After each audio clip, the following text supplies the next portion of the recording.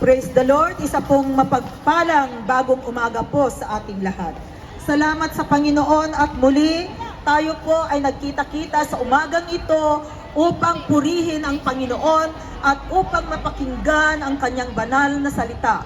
Natunay nga po na ang salita ng Diyos, ito po ang pagkain ng ating kaluluwa at espiritu. So bago ko po ihayag ang kanyang salita, samahan po ninyo ako sa maikling panalangin.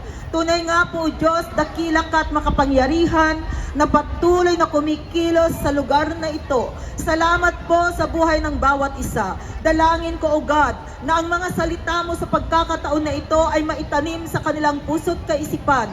Na tunay nga po, ikaw ang Diyos na dakila. Ikaw ang Diyos na makapangyarihan. Ikaw ang Diyos na lumalang ng lahat-lahat. Kaya sa pagkakataon na ito, Panginoon, nararapat lamang po, O God, na ikaw ay mapapurihan ng bawat isa. Banal na Espiritu, salamat din po sa inyong presensya sa pangalan ni Jesus. Amen. Praise the Lord. Kung may mga Bible po tayo, mga kapatid, mga kababayan, mga kaibigan, makipagbuklat po kayo sa akin in the book of Philippians chapter 4 verses 6 to 7. So yan po yung text po natin sa umagang ito, matatagpuan in Philippians chapter 4 verses 6 to 7. Sabi po rito sa verse 6, "Do not be anxious about anything, but in everything, by prayer and petition, with thanksgiving, present your request to God, and the peace of God, which transcends all understanding, will guard your hearts and your mind in Christ Jesus." So yun pong ating pag-uusapan sa umagang ito, do not be anxious about anything. Nang ibig sabihin, wag daw po tayong mag-alala, wag daw po tayong mangamba sa lahat po ng bagay, sa lahat ng pagkakataon. So kung ating titingnan po ang sabi po sa kanyang salita, dahil tayo pong mga nilalang, tayong mga tao, napakarami pong mga bagay. Yung tayo po ay nagwo-worry sa isang, mayroon lamang pong tawag na tatawagan tayo ng ating mga pamilya, pero mamaya nandun na yung pangamba, nandun na yung pag-alala, which is, sabi po sa kanyang banal na salita, mga kaibigan, mga kapatid, do not be anxious about anything. Na ang sabi rito, ang dapat daw po nating gawin in everything by prayer and petition. So ibig sabihin, ilapit po natin sa Panginoon, anuman po yung ating sitwasyon, anuman po yung problema natin, anuman yung nangyayari sa atin, kapatid, ang sabi ng Panginoon, ilapit po natin sa Kanya sa pamamagitan po ng panalangin. Prayer, mga kapatid. Ang prayer po, ito po yung pakikipag-usap natin sa Panginoon. Ang prayer ay kinakailangan galing po sa mga puso natin. Hindi na po kinakailangan na meron tayong babasahin para tayo ay manalangin. Kundi ang ibig sabihin ng prayer, pakikipag-usap sa Panginoon. Kaya kung marunong kang makipag-usap sa kaibigan mo, sa pamilya mo, sa katabi mo right now, kapatid, ganyan din po ang ibig sabihin ng prayer. Yung ating pakikipag-usap sa Panginoon. So sabi diyan, sabihin natin kay Lord, ano po ba yung buhay natin right now? Ano man yung pangangailangan natin? Ano man ang sitwasyon natin? Nandyan po ang Panginoon. Alam po niya ang buhay natin, mga kapatid. Wala pong naililihim sa Panginoon.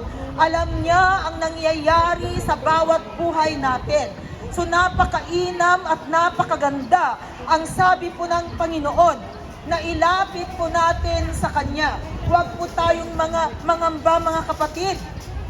Dahil tunay po na ang Diyos po na pinaglilingkuran natin, ang Diyos na lumalang ng langit at lupa, tinutugon po niya ang kahilingan ng mga nagpapakumbaba at lumalapit sa Kanya. Sabi po sa Matthew 6 verse 25, another verse po, sabi rito, "Therefore I tell you, do not worry about your life." Huwag daw po tayong mag-alala sa buhay natin. what you will eat or drink or about your body. Minsan, namumblema tayo, di ba? Lalo na po pag yung ating mga damit ay sumisikip na. Naku, namumblema tayo. Pero sabi po rito sa salita ng Panginoon, huwag daw tayong mangamba sa ating buhay, sa ating kinakain, mga inumin, maging sa ating katawan. What you will wear is not life more important than food. Tunay po. And the body more important than clothes. So nagpapatunay lamang, mga kapatid, wala po tayong dapat ipangamba kung kasali po sa buhay natin ang Panginoong Jesus. Kaya ito po ang napakagandang balita na ang bawat isa sana sa atin, isali po natin ang Panginoong Jesus sa buhay natin. Dahil kung kasama po natin ang Panginoong Jesus, kapatid, ano man ang sitwasyon mo, ano man ang kabigatan mo sa buhay, meron kang kakampi, meron kang kasama sa iyong mga kabigatan sa buhay. Kaya napakahalaga mga kapatid, na ang buhay po natin, ialay natin sa Panginoon. Hayaan po natin na siya ang maging driver ng buhay natin. Hayaan natin na siya po ang kikilos sa buhay po ng bawat isa.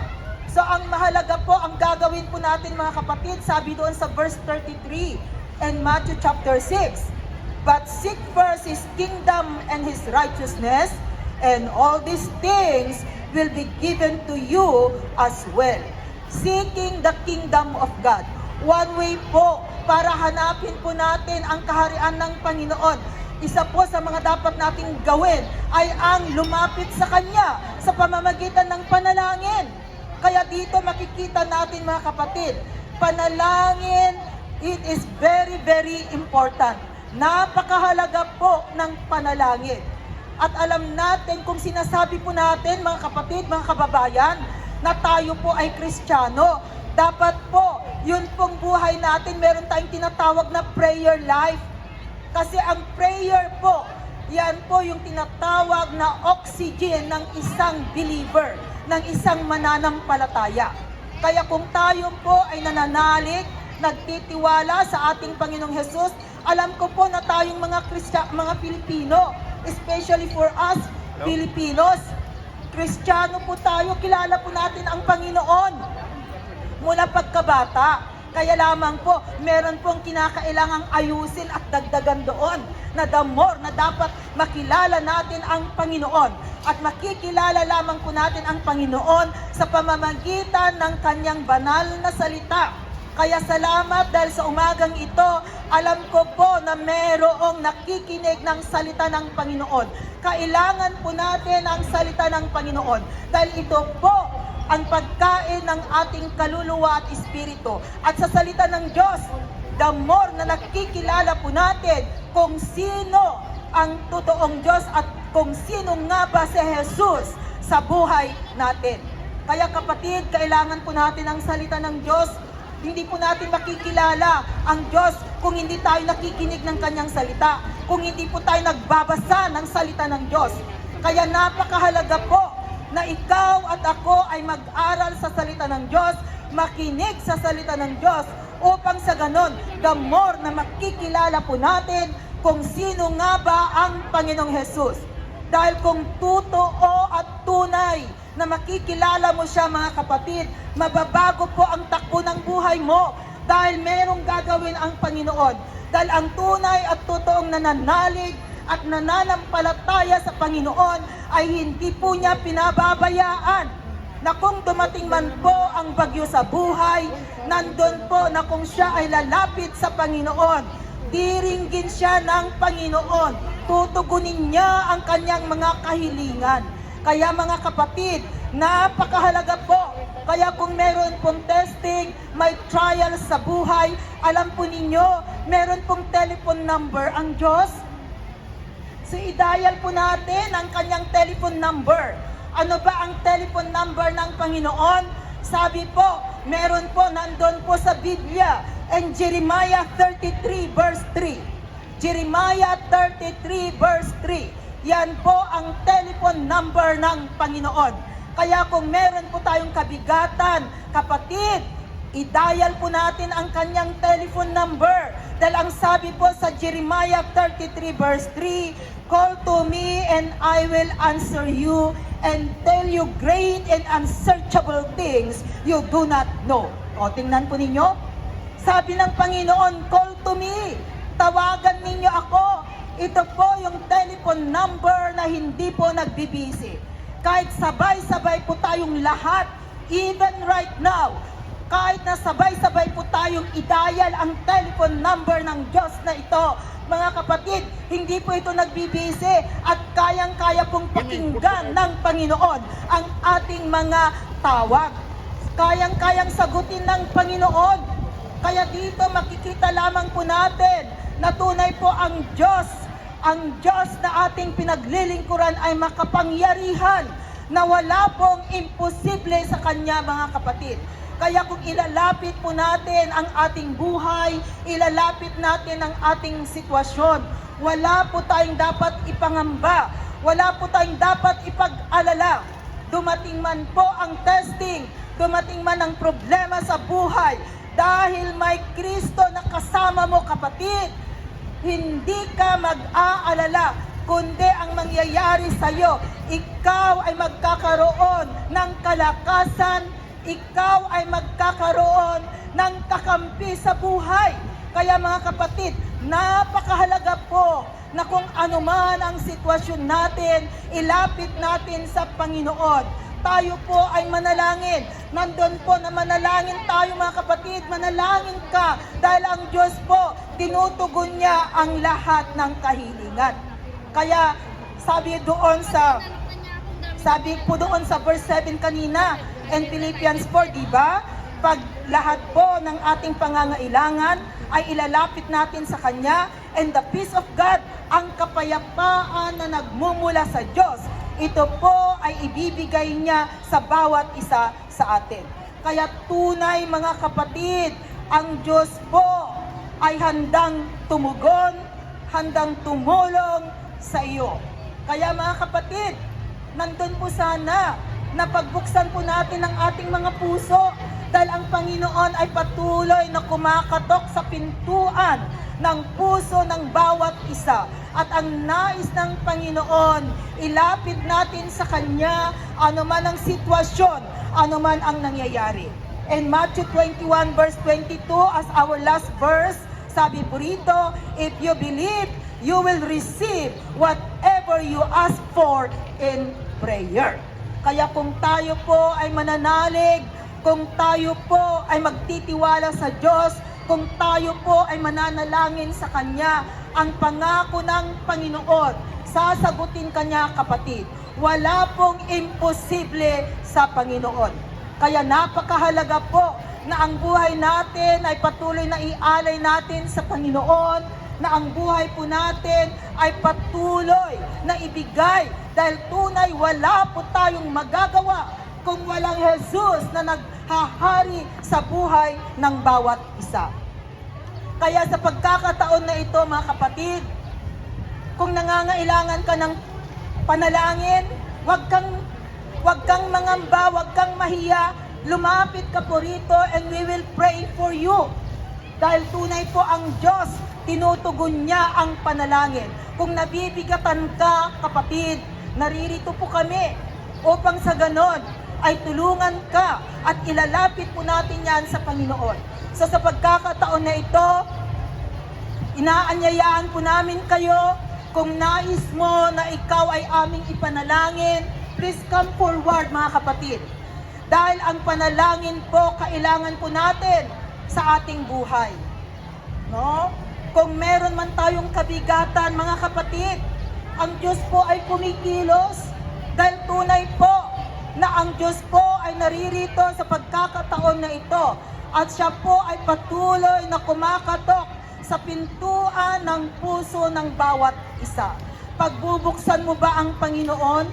Nais mo bang isali siya sa buhay mo, kapatid? Dahil pag isinali po natin ang Panginoong Hesus sa buhay natin, anuman ang sitwasyon mo, anuman ang testing mo, anuman ang kabigatan mo, anuman ang nangyayari sa iyo, kapatid, ang Panginoon, tutulungan ka niya. Pagagaanin niya ang iyong sitwasyon. Gagabayan ka ng Panginoon. Bibigyan ka niya ng karunungan kung paano mo mapagtagumpayanan or masolusyonan anuman ang problema sa buhay. Kaya sa pagkakataon na ito, mga kapatid, ang Panginoon po ay naghihintay sa inyong paglapit. Kaya buksan po natin ang ating mga puso dahil wala po tayong magagawa, mga kababayan, mga kaibigan, kundi ilapit po natin sa Panginoon. Nabibigatan ka ba? May kabigatan ba ng puso right now, kapatid? Gusto mong mapagaan ang iyong sitwasyon? Ilapit mo sa Panginoon.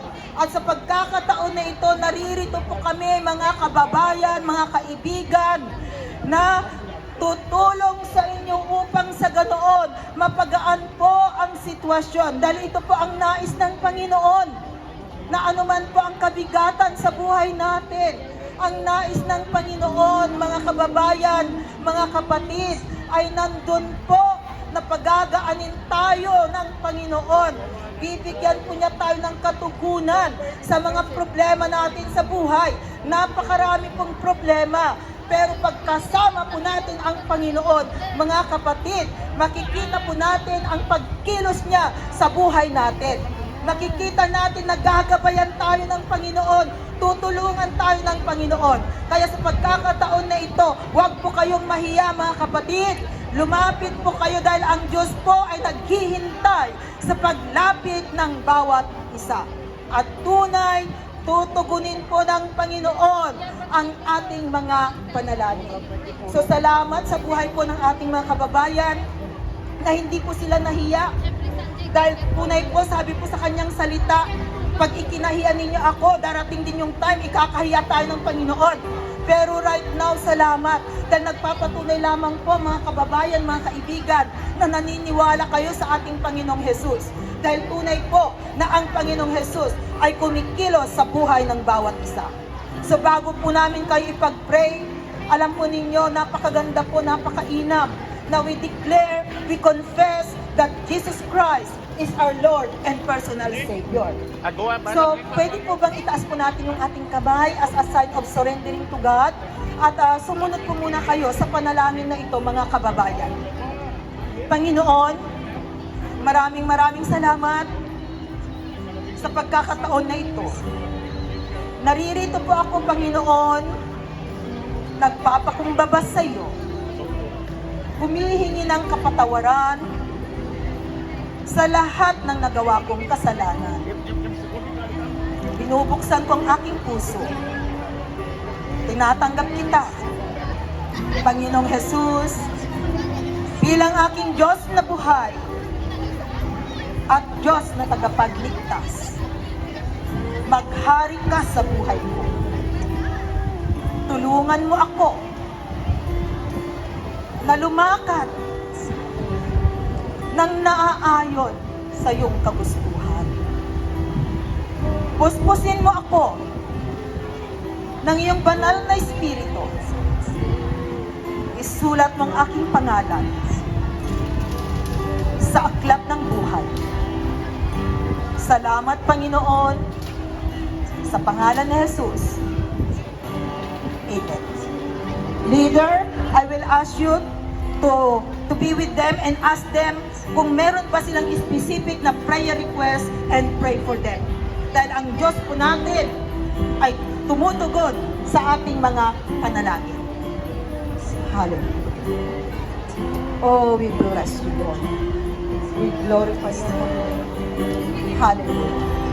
Oh, thank you, Lord. We bless you, Father.